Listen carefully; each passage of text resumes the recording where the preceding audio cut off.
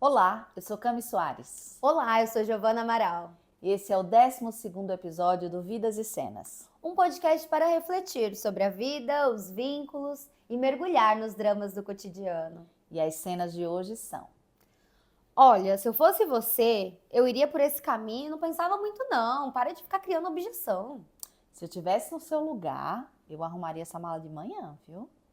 Ah, mas eu funciono melhor à noite e você funciona melhor de manhã. Que mania que a gente tem, né, Cami? É muito comum, né, Giovana, a gente ouvir no consultório ou até em conversas assim com amigos, enfim, com pessoas do nosso círculo, essa frase, né? Olha, se eu fosse você, eu faria desse jeito. Se eu estivesse no seu lugar, eu teria falado desse jeito. E normalmente quando as pessoas fazem isso, elas acham que estão se colocando no lugar do outro. Mas na verdade, tá só se distanciando, né? Porque as decisões elas são muito individuais e a gente nunca sabe, né, o que se passa. E é exatamente sobre isso o nosso episódio de hoje. Nós já falamos da primeira fase da matriz de identidade, da segunda fase e hoje nós chegamos na terceira fase, que é onde a gente consegue olhar para o outro e perceber que ali existe uma complexidade também. Da mesma forma que nós temos as nossas histórias, nós temos as nossas vivências e experiências que conduzem as nossas escolhas, o outro também tem. Só que muitas vezes a gente cai nessa armadilha, né, Cami, de falar, se eu fosse você, olha esse lado aqui, você deveria ter falado isso. Quantas vezes, eu até falo no meu papel mesmo, enquanto amiga, por que que você ficou quieta? Como assim? Você tolerou isso? E, na verdade, é só quem tá na pele que sabe o que aconteceu, as reverberações. Então, acho que até entra no cuidado, né, desse olhar para o outro e de perceber. E aí a gente traz a temática da tele também, né, Camila? Se você está chegando aqui agora, a gente está falando sobre as fases da matriz de identidade que dizem respeito à teoria do desenvolvimento de Jacob Levy Moreno, né, que é do psicodrama, que é a partir daí que a gente se propôs a falar aqui nesse podcast, olhar as cenas do cotidiano, né, Gi? Então, nessa teoria do desenvolvimento, o Moreno fala que a criança ela passa por 3 fases para ir se constituindo como ser humano e construindo seus vínculos. E hoje a gente vai falar da terceira fase da matriz de identidade. Isso quando a gente pensa no desenvolvimento do ser humano. E quando a gente pensa quando a gente vai assumindo novos papéis na vida, cada vez que a gente assume um papel é como se a gente passasse por essas 3 fases, né, Gi? E hoje a gente vai falar sobre a terceira, que é a fase da inversão de papéis, que é justamente quando a gente começa a se diferenciar de fato do outro e se perceber separado do outro e conseguir entender e se relacionar com o outro, percebendo o que é que o outro sente, o que é que o outro pensa e como que a minha ação vai impactar no outro, né? Sim. E é por isso que quando a gente fala, se eu fosse você ou se eu tivesse no seu lugar, eu faria de tal jeito, a gente está tomando a nossa referência e não a referência do outro, né? Mas se você não assistiu os outros episódios ainda, vai lá, assiste os 2 anteriores, que aí você vai entender direitinho isso que a gente tá falando, né, Gi? Só para dar uma contextualizada, né? Se a gente for pegar a matriz de identidade, a primeira fase ela diz respeito a essa indiferenciação, onde o bebê ele não sabe quem é a mãe, quem é o pai, quem é ele, porque tá tudo muito junto. E é a mesma coisa quando a gente assume um novo papel que a gente ainda não sabe quem é a gente nesse papel, porque a gente está explorando, a gente está ali vendo o que vai ser, né? E aí a segunda fase é a de você conseguir se perceber agindo, tanto que tem ali como referência o espelho, né? Opa, sou eu aqui, eu ajo dessa forma. Então, como a Camila falou, volta lá, assiste que tá bem bacana. E agora a gente vai pensar, como que eu percebo o outro? Como que eu consigo respeitar que o outro tem a sua particularidade? Será que a gente tem conseguido respeitar ou a gente sempre toma esse papel de se colocar no lugar dele, mas dessa forma muito superficial, né? De falar, não, se eu fosse você. Então, E aí quando você me pergunta da tele, né, Gi, a tele, ela tem tudo a ver com essa fase da inversão de papéis, né? Porque a tele é um conceito do psicodrama que fala de uma conexão de via de mão dupla, né? onde é aquele poema de novo, né? Eu coloco os meus olhos nos seus, né? E você enxerga o mundo a partir dos meus olhos e eu enxergo o mundo a partir dos seus olhos. E a gente tem essa empatia de mão dupla, né? E isso é uma coisa que tem muita confusão também no senso comum, porque empatia é um termo também que já foi muito, né, familiarizado aí por todo mundo, né? Sim. Não é um termo que é só da psicologia, né? Só que a empatia, ela fala de uma coisa de mão única, né? Sim. E a tele, ela fala de uma via de mão dupla. Então eu vou o máximo possível me esforçar e me colocar numa posição de enxergar o mundo a partir dos seus olhos. Para quem sabe assim eu conseguir sentir, perceber e quem sabe até criar hipóteses de como você vai reagir diante de uma determinada situação, né? Essa cena que eu trouxe, gente, eu acabei de voltar de férias, eu fiz uma viagem com meu filho e com a madrinha do meu filho e nós somos muito diferentes em termos de ritmo biológico, sabe? Eu sou muito diurna, então assim, depois das 8, 9 horas da noite eu não sou nada mais quase, e eles são noturnos, o meu filho é mais noturno e a madrinha do meu filho também é mais noturna, né? E a gente até brincou com isso ao longo da viagem e tal. E que na hora que a gente foi arrumar as malas para poder voltar da viagem, foi muito curioso, porque ela chegou em casa no Airbnb que a gente tava, depois do dia inteiro de passeio e tal, e ela foi arrumar as malas naquele período. E aí eu falei para ela, eu não dou conta, eu prefiro acordar cedo amanhã e arrumar as malas amanhã. E foi muito interessante porque ali a gente se respeitou nisso, né? Ela tinha um ritmo mais noturno, então ela foi onde ela funcionava melhor. E eu tinha um ritmo mais diurno e eu fui onde eu funcionava melhor. Se ali não houvesse uma percepção de como o outro é, de como o outro enxerga o mundo, do ritmo biológico do outro, provavelmente talvez a gente tivesse algum atrito ali, né? Sim. E quando a gente consegue respeitar e se entender, a relação fica mais leve, porque a gente aceita que o outro, ele tem as suas particularidades e tem ali o seu funcionamento, né? E isso é um desafio, né? A gente entender que não é no mesmo ritmo sempre, que não vai ser da mesma forma, que o outro não vai funcionar. E olha, vou até abrir minha vida aqui para vocês. É uma coisa que acontece no meu relacionamento, porque eu sou completamente diurna, acordo cedo, bom dia sol e vamos lá viver a vida. E o meu parceiro, totalmente ao contrário, ele, se ele puder, ele vira à noite trabalhando, ele mudaria ali, trocaria ali. E, gente, isso gerava, né? Gera às vezes até um incômodo, porque, poxa, vamos seguir o que é certo, né? Vamos fazer o que é certo, né? É certo aos olhos de quem? Né? A dona da razão? Não. E aí a gente tem que ficar se policiando, né? Pra conseguir entender que é uma particularidade do outro. Só que isso acontece como, gente? Como? Como, Cami? Como que se dá essa inversão? Como trabalhar para que essa inversão aconteça? É aí que eu penso, sabe, que o psicodrama junta muito a gente com os instrumentos que ele traz, né? Até tem muitas pessoas que quando a gente vai falar sobre psicodrama nas universidades e tal, falam assim, mas não é possível a gente ver o mundo pelos olhos dos outros, né? E na verdade é um grande exercício, né? Um grande exercício. O que acontece é que dentro de um espaço, né, de uma psicoterapia de psicodrama, a gente tem instrumentos e técnicas para ajudar o outro a começar a se exercitar nesse sentido, né?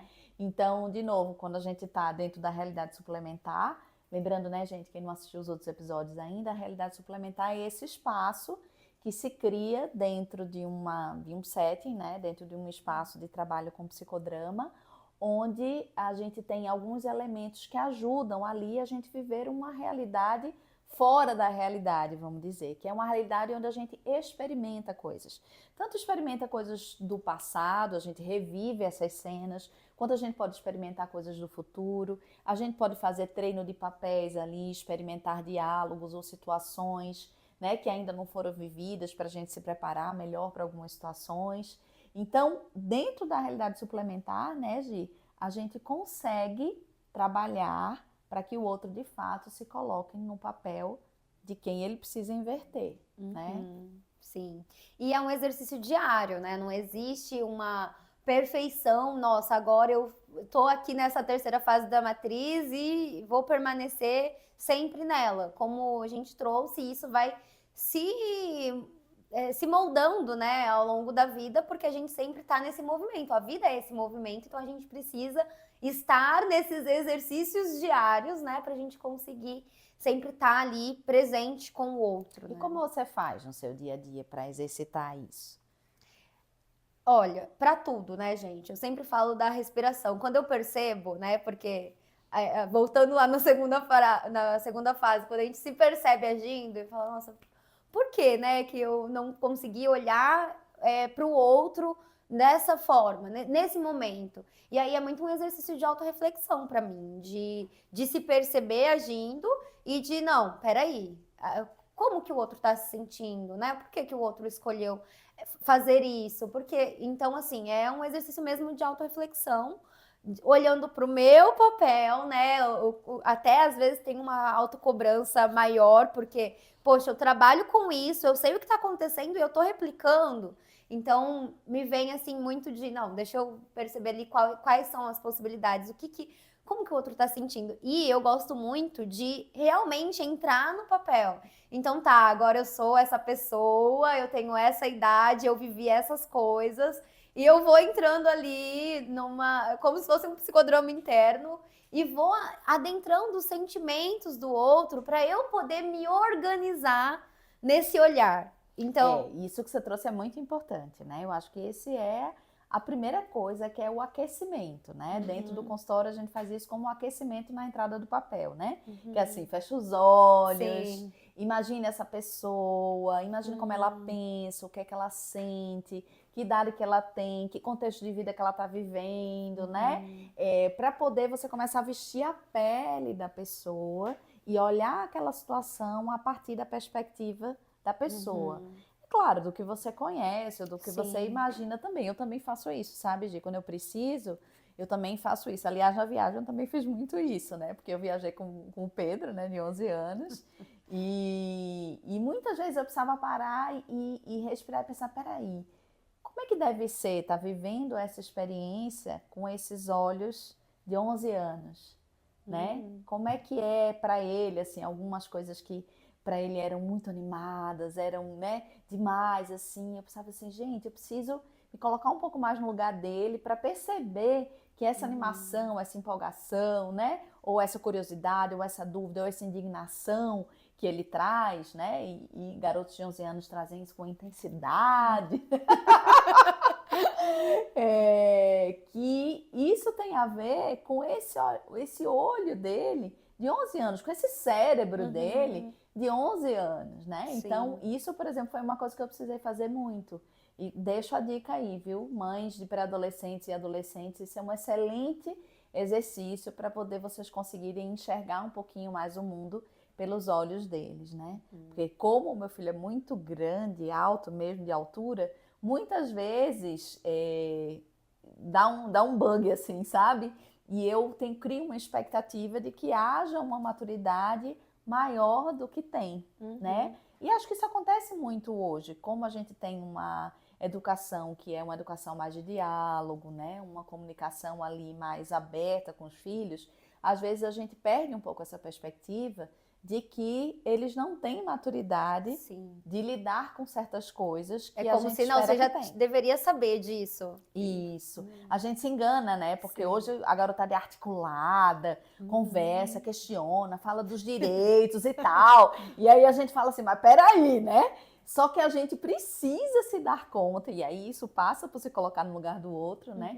De que é uma criança, ou que é um pré-adolescente, ou que é um adolescente, e perceber o mundo pelos olhos deles, né? Então essa, por exemplo, foi uma experiência que eu vivi agora muito intensamente, porque fiquei ali 10 dias juntinho, né, o tempo inteiro, e precisei fazer muito esse exercício de parar, como você diz, respirar. Peraí, quantos anos tem, que contexto está vivendo, né? Para poder conseguir entender certas situações, sabe? Sim. E sabe, Cami, que eu tô pensando aqui, que quando a relação ela é próxima, por mais próximas que seja, parece que a gente meio que automatiza e acha que já sabe tudo, e aí a gente não faz recontratos, não conversa e não inverte, enfim.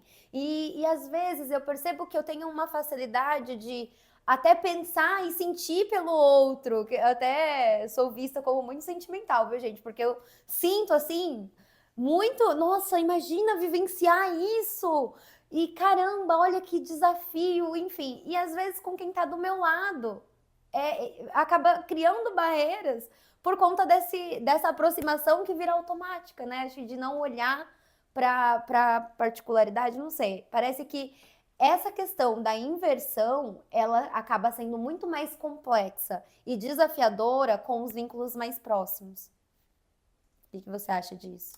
Isso me remeteu a cenas assim que eu vivi essa semana, né, com alguns clientes que falavam um pouco sobre aquele episódio nosso da individualidade, do estar junto e estar Sim. individual, né? E eu comentava com uma cliente, né, essa semana sobre isso, né? Do quanto é importante às vezes a gente ter certos respiros ou certos momentos de individualidade, de distanciamento, para poder você conseguir enxergar o outro e até sentir, né, certas sensações mesmo e emoções que às vezes quando a gente está muito junto fica mais difícil da gente ficar sensível a, né? Porque eu trouxe a analogia, por exemplo, eu passei por São Paulo, né? Então, São Paulo é uma cidade onde você passa por um túnel e você vê muitas pessoas morando na rua, você vê uma pobreza muito mais explícita do que aqui, por exemplo, na cidade de Campo Grande, onde a gente mora, onde essa pobreza ela está mais na periferia da cidade, não está tanto aqui no centro, onde a gente circula a maior parte do tempo, né? Quando a gente mora numa cidade grande, eu não sei se você já teve essa experiência, Gi, mas eu já morei em Recife, já morei em São Paulo, já tive essa experiência, parece que a gente vai ficando menos sensível a essa realidade social, sabe? De diferença social. E quando a gente mora numa cidade como Campo Grande, onde a gente não está vendo isso a olhos nu o tempo inteiro, é como se quando a gente chega numa cidade como essa, isso choca mais, chama mais atenção, né? E isso fala de quanto mais próximo a gente está da realidade, é como se a gente fosse se acostumando, o ser humano vai se adaptando, né? E a gente vai ficando menos sensível a. E quando a gente toma um certo distanciamento, a gente mantém essa condição de se surpreender, né? Por isso que eu acho que é sempre importante a gente cuidar disso, né? E aí eu acho que conversa com isso que você está falando. Quanto mais próximo a gente está, é como se a gente ficasse menos sensível à diferença do outro, como se a gente já soubesse. Tá ali no automático, eu já sei como é que vai reagir, eu já sei como é que. E aí a gente vai naturalizando essas respostas como se um e o outro fossem a mesma coisa, como se a gente já soubesse tudo. Não sei se faz sentido isso para você que eu falei. Faz. E é exatamente isso que acontece mesmo. Quanto mais próximo a gente já sabe, acha que sabe todos os manejos, jeitos e respostas da pessoa e a gente não dá espaço para o outro ser, né? É um grande perigo isso, né? E a gente não dá espaço pra gente se surpreender também, né, Gi? Nossa, e até pensando ali no teatro, né, fala-se muito disso, né, que é o não ser previsível. Quando você dá espaço para essa surpresa, para se surpreender, é onde a relação se mantém também, né? Isso tem tudo a ver com a questão da saúde mental, né? Porque para nós, saúde mental é a condição de a gente conseguir criar respostas novas, caminhos novos para situações que às vezes ali a gente não está conseguindo encontrar, ou que as nossas respostas antigas já não dão conta mais daquela situação. Então, a condição de você conseguir olhar fora da caixa, de você conseguir criar um caminho diferente, também passa por essa manter essa possibilidade de se surpreender, né? De se surpreender com o outro, de inverter com o outro, né?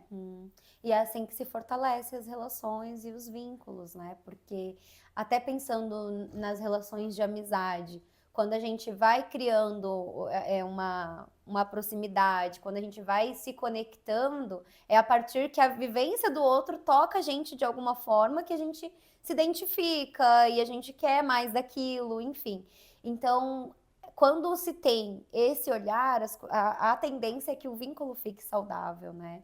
Tem essa E eu possibilidade. acredito que saber se colocar no lugar do outro também ajuda muito em situações como aquelas onde a gente precisa diferenciar o que é meu e o que é do outro, né? Que é uma coisa que acontece muito em consultório também, né? Sim. Ah, eu tenho esse medo e não sei o quanto que esse medo está relacionado com uma herança familiar, com como minha mãe lidou com isso, como meu pai lidou com isso, como eu vi meus irmãos fazendo isso, ou o quanto que isso de fato é meu, né? Acontece muito esse tipo de queixa em consultório, sim. né? E se a gente não parar para olhar, para separar isso, a gente vai carregando uma bagagem que nem é nossa, né? E eu tenho um exercício que eu tenho umas caixinhas, né? E eu já faço muito isso em consultório. Vamos colocar aqui nessa caixinha o que é essa herança familiar, o que você aprendeu, o que você viveu ali, enfim. E aí a gente separa as caixinhas para a gente poder até concretizar isso, porque a escrita, essa coisa do visualizado, conseguir separar, faz muito com que a gente gere isso para o nosso cérebro, né? Esse entendimento mais concreto e que a gente consiga realmente, de fato, separar. E o que eu vejo nessa questão do inverter, até no relacionamento afetivo, amoroso, sexual, estou aprendendo a usar o termo completo, é que às vezes, por não conseguir essa inversão, por não conseguir se perceber ali pela pele do outro, é onde acontecem as barreiras de comunicação, a barreira emocional mesmo, de não conseguir se conectar, porque, nossa, você tá fazendo isso. Olha, de novo, você sabe que eu não gosto disso e tá fazendo. E é como se a pessoa estivesse provocando, mas não, é a vivência dela, é o que ela consegue no momento, né? Então, haja diálogos, né? Haja inversão, haja autoconhecimento também, porque inverter exige muito autoconhecimento. Por quê? Sim, porque como é que você vai separar o que é seu, o que é do outro, se você não se percebe, né? Por isso que a gente falou antes da segunda fase da matriz, que é o se perceber. Então, o primeiro ponto é eu me conhecer muito bem, saber quem eu sou, o que eu quero e como eu ajo. Então, eu tô aqui. E aí eu já vou me diferenciando do outro, porque quando eu me reconheço, eu já vou me diferenciando. E aí conseguir perceber o outro, né? É como se fosse assim, completou a diferenciação, vamos dizer assim. Porque eu sei quem eu sou, eu sei quem é o outro, e eu sei, né, como é que essas coisas, como é que a dança acontece. Como é que a dança entre eu e o outro, isso acontece. Só que como você trouxe, em relações muito próximas, ou às vezes em situações confusas, muitas vezes isso se mistura. Quem sou eu, quem é o outro fica misturado, e eu já não sei mais direito, né? Então, para fazer essa separação, essa diferenciação de novo, eu preciso, de novo, retomar quem eu sou em determinado papel e quem é o outro. Isso acontece muito, né, Gi? Como você diz, nas relações afetivo-sexuais. Muito, né? Acontece muito da gente ir viver uma relação e depois de anos, quando a gente olha, a gente tá misturado, a gente já não sabe mais quem a gente é, quem é o outro. Eu tô fazendo isso porque o outro gosta de fazer, ou se eu gosto de fazer isso, e porque mesmo que eu cheguei aqui, né? É muito comum isso acontecer. E um dos trabalhos que a gente precisa fazer pessoalmente em psicoterapia, e esse trabalho não necessariamente precisa ser uma separação, porque às vezes casais se separam pela dificuldade de fazer esse trabalho. Sim. É como se só fosse possível voltar a ser um ser humano, né, diferenciado, individual, se eu me separar. E não necessariamente você precisa se separar para isso, mas é importante se diferenciar. Então, o grande desafio é conseguir se diferenciar estando dentro da relação, né? Claro, gente, aqui eu estou falando de uma relação que é uma relação onde não tenha, né, situações de abuso, de violência, né, de ultrapassar os limites do outro. Acho que é sempre importante a gente falar isso. Mas não sendo uma relação assim, é muito lindo quando eu recebo algum casal, quando eu recebo alguém, e que a gente consegue ajudar a pessoa a se diferenciar do outro, estando dentro da relação. E aí entra muito naquele episódio, né, da individualidade, enfim. E eu recebo muitas mulheres nesse sentido, que já chega se apresentando assim, eu sou mãe, sou esposa, dona de casa, enfim.